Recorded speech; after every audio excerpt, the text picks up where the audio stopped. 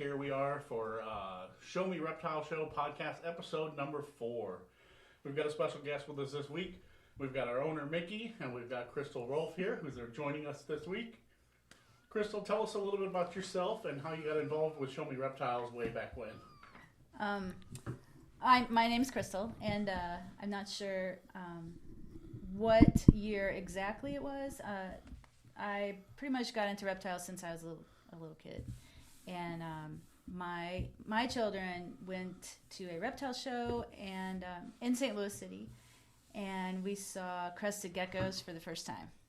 And I've never seen one, and I think they were recently discovered, actually. So they've only been in the pet trade since in the 1980s. So they haven't been around that long. And we saw them on a table, and the vendor was telling us that they're super easy for kids and not a lot of work to take care of them. And my kids really wanted one, so I told them we'd see, and we'd go home and research them. This was before internet or anything, so it was a little tricky. Yeah. But we read about them, and they're pretty easy. So then I wanted to research and find a good breeder, and which I really couldn't even do. I couldn't find anyone local. So I ended up getting a couple off of Craigslist, and I think it kind of started from there because I'd go and read about them. The websites back then were pretty vague, and I think it was JB's Christie's was my first. And she made it real user-friendly, and she's really a friendly person. So it was real funny and cute videos.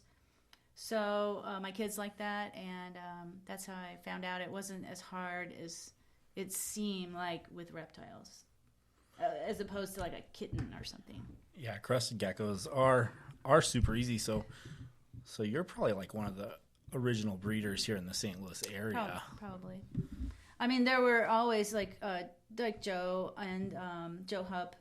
A lot of people had them, but they weren't as concerned about how they looked and to work on different traits and to make sure not to just pair anything. And if you look at like considering what they look like in the wild compared to now, it's very drastically different. Yeah. They were just cranking out quantity. Right. And yeah, as to geckos. make cute pets. Yeah, they were just cute little pets.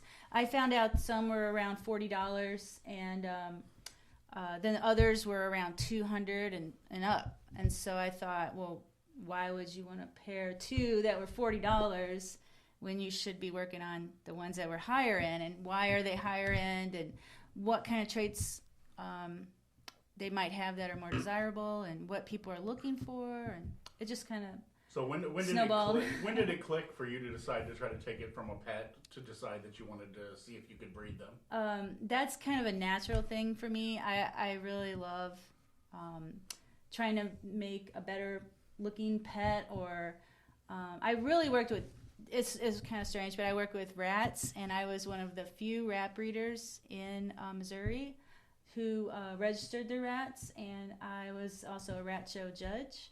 Oh, and wow. I didn't know that. That was a thing? Yeah, they have a lot of traits similar to reptiles, and that you can work on to create exactly what you want, working with genetics.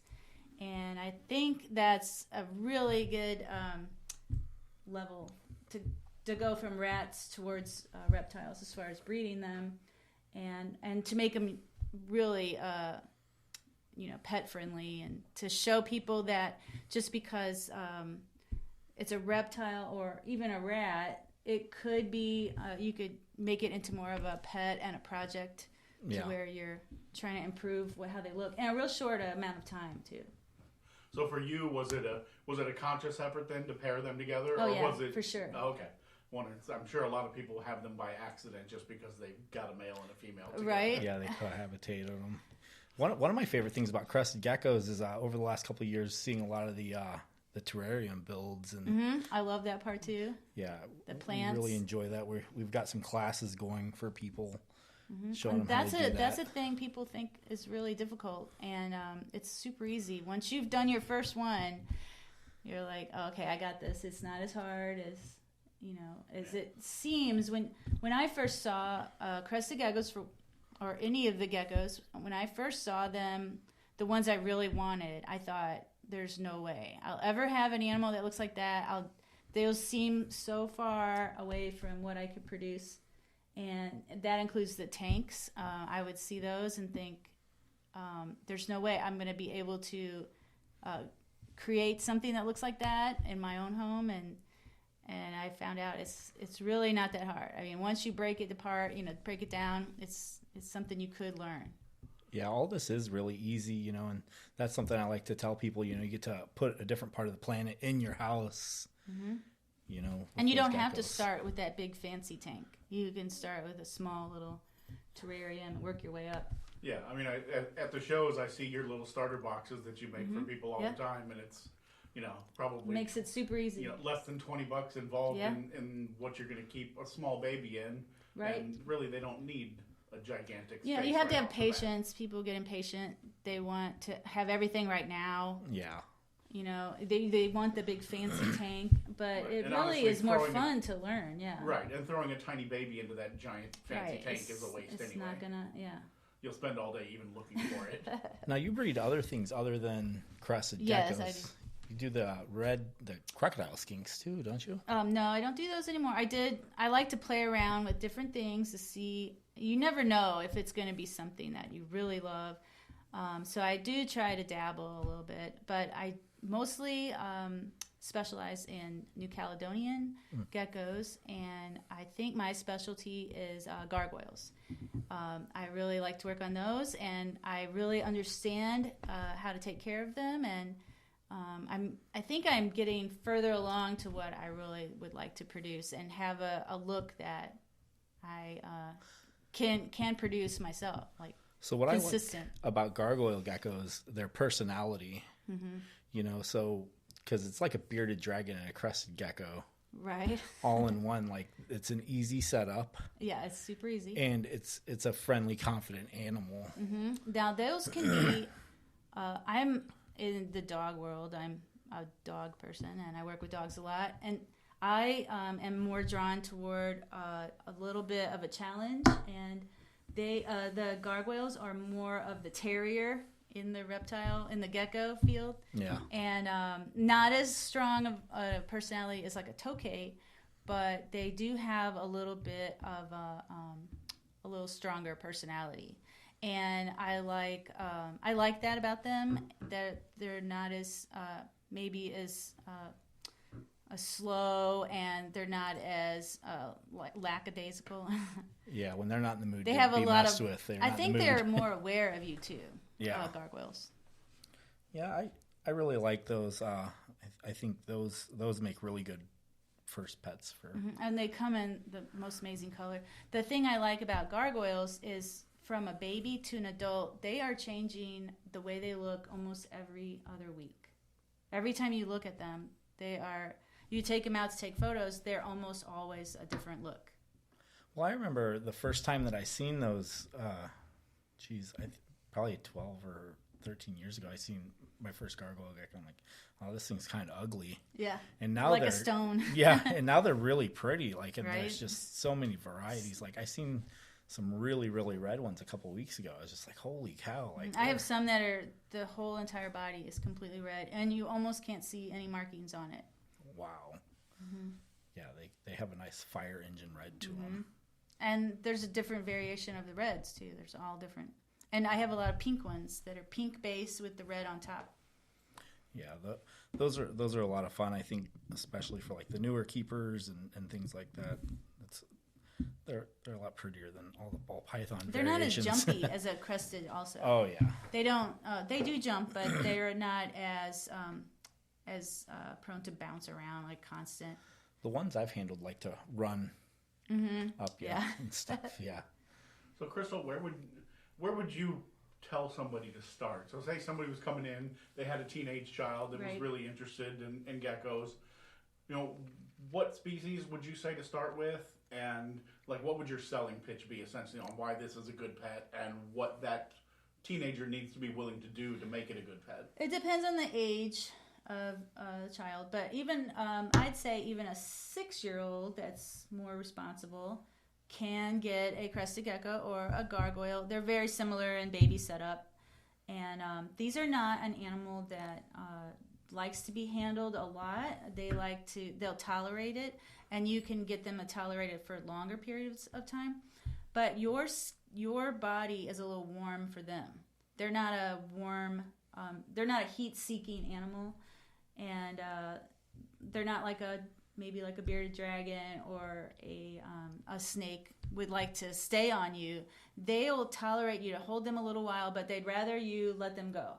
So they're a fun pet to take out and hold for a little bit and then let them go back. So as long as their parents know that this is a pet that they're going to really have to monitor, it is a good starter pet for a child. So then mom's next question is going to be, what all do I need? Right. And how much is this going to cost me? So kind of run through like what you would do as far as startup supplies, food, and then, an entry-level animal, what it's going to cost them to purchase everything. Yeah, so like a baby, you would start out, people want to start in the big fancy tank they set up, but a baby should grow slower, and you can start them in a shoebox size setup, like a little tub, and that keeps the humidity nice. It's also a little opaque, so they're not as afraid, and they're more confident about coming out and eating.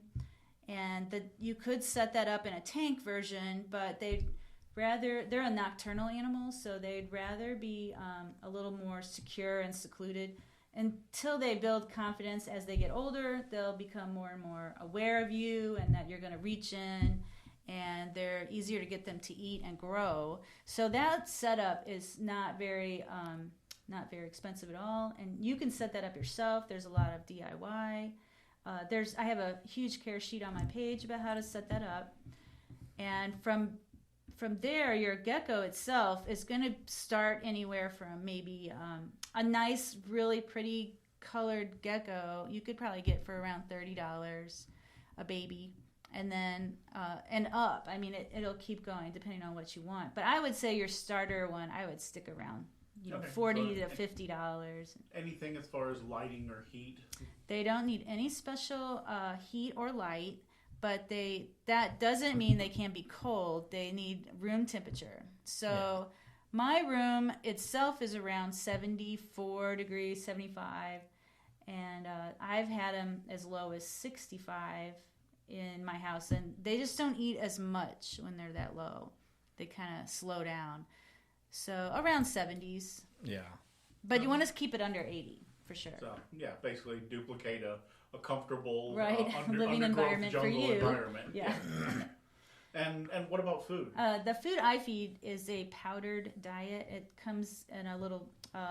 It looks like powdered baby food, basically. It smells like baby food. It's a fruit diet, and it's powdered fruit. It has calcium, and the one I like is Pangea. That's my favorite. Yeah, there are other ones out there, but... Okay, so unlike other reptiles, this is one where you're not having to go out and hunt down wild insects to feed them every day. You should feed them insects. I know that's a subject that a lot of people will debate on that. But I feel if you want them to grow, they should have crickets, at least crickets. And those are, there's a banded cricket that you can get, and it's not a big deal to take some crickets, maybe 20, and keep them in a small container also. And the banded ones, they have very little smell, and they barely chirp at all. It's really super easy to take care of them. You can also buy powdered crickets. It's actually dehydrated crickets. Oh, the Repashy? I don't know if Repashy has that. It's you can get it. It's actually human grade, but they're just powdered crickets. And I myself sprinkle that on your breakfast cereal. I myself put the insects in the blender with the Pangea myself if I have to. I have certain ones that will not eat live, so I just. Well, that's good then. If there's an option to. There's ways around it. You can supplement it if you can't get your hands on crickets that week. Right. But it probably a lot of places will ship them though, so you can get them. That's true. Yeah, I think that keeps them close to their natural diet anyways, because I don't think they're eating a lot of fruit out in the wild. And they'll eat a lot of, like fruit that's fallen from the tree. So the real, decomposing fruit. So when did you decide that you're going to take the jump from, hey, this is a fun hobby at home, to, you know what, I might be able to make this a little small side business or be able to help some other people get into this hobby? When did you decide to start vending? I think I started my business around 2016. So I have a little obsessive brain, and once I get started on a project, I kind of just go, all out. Mm-hmm. And I just researched like crazy. I read all about them. There's so many different colors that it makes you really want to get into different colors, and you never know which ones you're going to focus on. You just keep getting like, oh, I love those, I love those, I love those. And then you just have to learn how to, try to narrow it down into what traits you really like. And that's what I kept doing. I kept narrowing it down until I figured out things I used to like back when I first started. I so far from what I like now. So I just couldn't afford the other ones either, too. I had to make my own as I went along. They're like little snowflakes, though, because the crested geckos that I breed, like the same pairing, the parents make different looking babies every time. Right. And you get surprises, too. Yeah. Mm-hmm. Yeah, that's really fun. It's like you don't look like either and of you your really parents. don't know what they're going to look like as a tiny baby. I mean, you can get it after you've done it a long time, you can really get a good idea. But they still surprise you all the time. Well, I always notice that even by the end of the show, your geckos look different than completely they did when different. you took Yeah, them they out. fire up and fire down. Yeah. Yeah, they're super cool geckos. So are you breeding a lot of crested geckos this year? Or? I do have a lot of. I haven't paired a lot right now. I usually pair at the end of January, but I do have a lot in the works, and my Leachianus are paired right now. They've been paired. They stay together. And I have 6 pairs of those. I have Sarah Snorum. Those are new for me, so I only have 3 pair of those. I have Chihuahuas, and I have 6 pairs of those. Chihuahuas, those are awesome. Beautiful. I have fallen in love with those things. Mm-hmm. That's a nice starter. If you can get an affordable, it's a little higher end gecko, but they are really personable. They really watch you. That's more of an insect eating gecko, but that's a nice one to get us bioactive set up. I have a male that I got from Ralph and Susan. Right. A couple of years ago. It's like a puppy. Yeah. He comes to the front of his they see enclosure. you when you come in the room. You can tongue feed him real easy. Yeah. Mm-hmm. He actually does like to ride around on me. He usually sits on my shirt when I'm in my office, and they don't hop off as much too, so I like them. Yeah, they are super neat geckos. Mm-hmm. So where do you see yourself going as far as the geckos? Is there one species you plan to expand on and work with more, or are you kind of comfortable where you are? It's really hard for me to narrow down, and I do love gargoyles the most, I think. And if I have to pick one, it would be gargoyles. But I think I would always have leachies for sure. I love them too. Yeah. And I think those 2, leachies and gargoyles, are my favorite. And Leachies are so impressive. I also have little Urodactylotes, the little tiny ones. Yeah. So cute. And those are a nice desktop vivarium. And they are active in the daytime and nighttime. What did I just pick up? I picked up some Bavoy or something like that. It's another small. Right. I don't have those. Yeah. There's so many micro geckos. Yeah. They're really cute. I do have house, the morning geckos. Yeah. Yeah. Those And I have super a cool. day gecko. I have a little bit of everything. Yeah, because you keep some snakes. I have a lot of snakes. Outside of the geckos, is there anything that you breed, or are those mostly all just pets? Those are pets. I have a lot of snakes that are pets. I do try to limit myself not to go crazy with everything, but I have tortoises that I just love. I have. So what you're saying is you can keep reptiles without breeding them too? Is that what you're saying? Yes, I can. Oh, I that's have crazy narrowed idea. it down. Yeah. I mostly focus on the New Caledonian, and I do have tokays too that I do breed. But the rest of it is just a pet.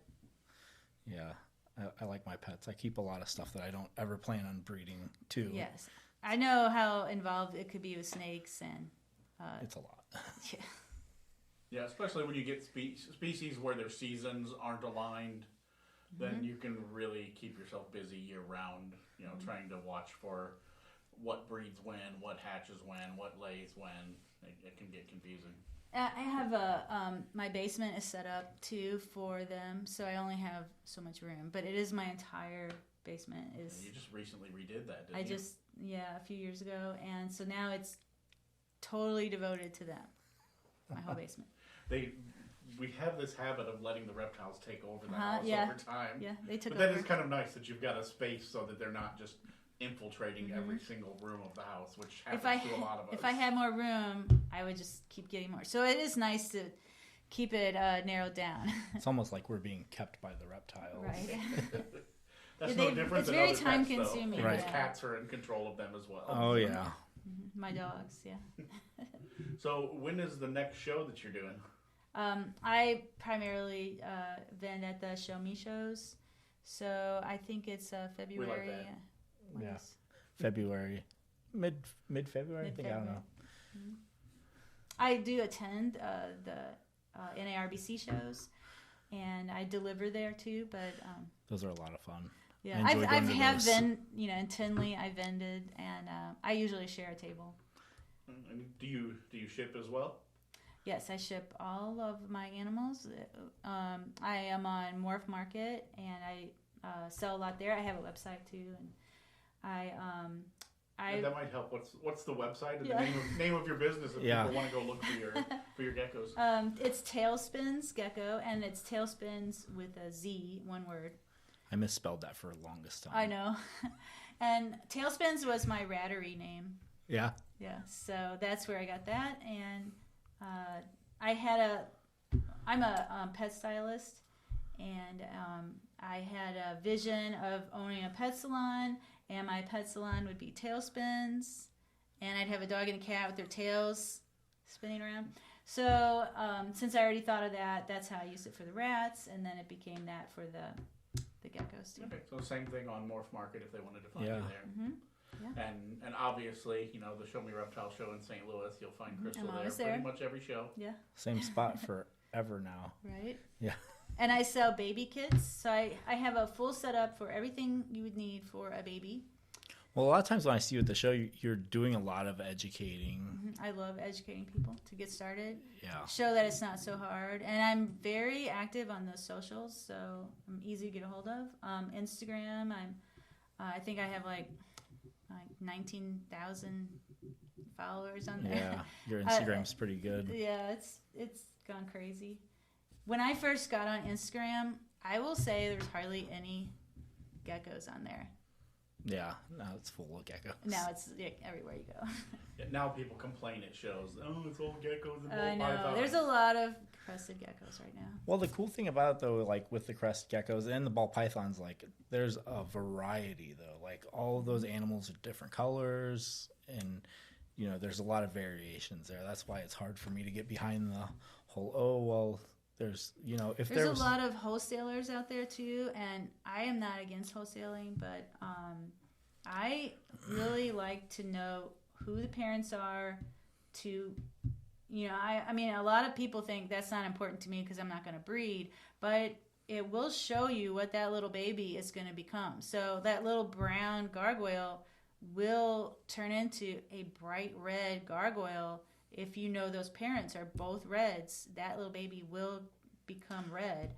And you can get a little baby like that for, a couple $100, and it will become $1,200 gargoyle. I mean, it's, you just got to be patient and make sure you know who the parents are and, the bloodline. Well, I think the lineage is very important with all the animals. It's you deal a lot with dogs. I mean, you get it's lucky extremely important sometimes, of course, but yeah. there.